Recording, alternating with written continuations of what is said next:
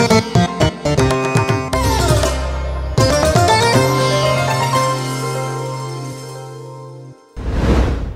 প্রিয়জনেরা, প্রভু যিশুর নামে সকলকে জানাই অভিনন্দন। কেমন আছেন? ভালো আছেন তো আপনারা?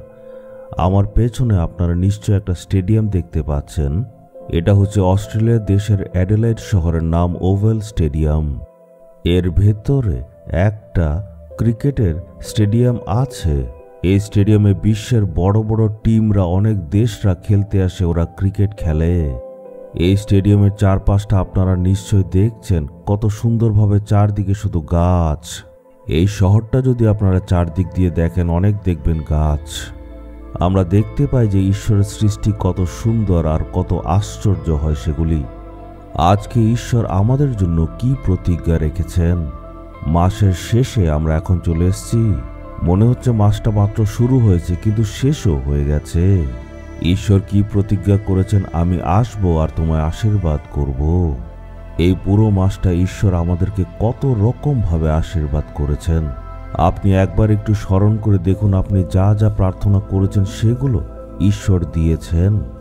আজকে ঈশ্বর আমাদেরকে কি কি প্রতিজ্ঞা করছেন আমরা দেখব। জিরমিয় 31 অধ্যায়ের 14 পদ, আমার প্রজারা আমার প্রাচুর্যে পরিপূর্ণ হবে।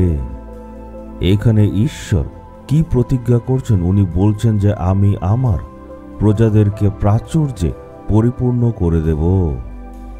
একবার আমি একজন ভাইয়ের জীবনের অভিজ্ঞতার কথা শুনলাম। সে বলেছিল, আমি ছোট থেকে একটা অনাথালয়ে বড় হয়েছি, আর সেখানে যখন ঘন্টা বাজত তখন আমরা দৌড়ে যেতাম। সকালবেলা 3টে ইডলি দিত, আর তার সাথে যেটা সাম্বার দিত, খুবই স্বাদ ছিল।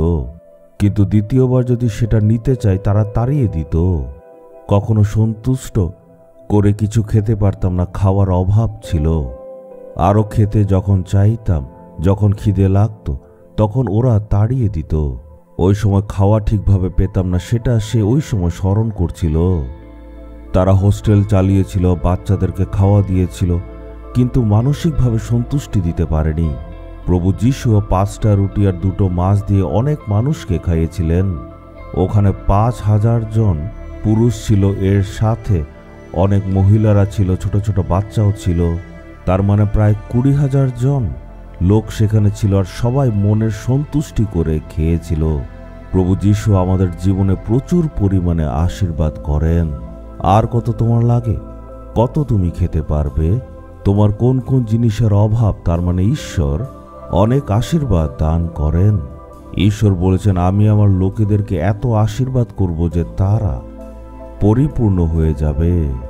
আপনি কি আপনার নিজের জীবনের ব্যাপারে বলতে পারেন যে ঈশ্বর সকল রকম ক্ষেত্রে নানা রকম আশীর্বাদ দিয়ে পূর্ণ করেছেন? কোনো কিছুর অভাব আমার নেই, কারণ ঈশ্বর প্রচুর আশীর্বাদ আমায় করেছেন।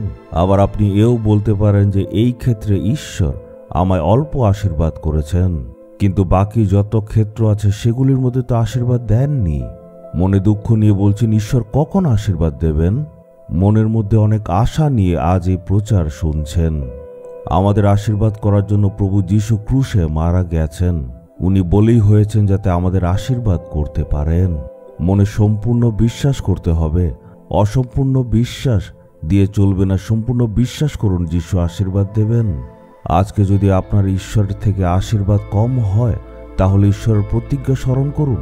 আপনি বলুন, প্রভু আপনি প্রতিজ্ঞা করেছেন আশীর্বাদ করবেন।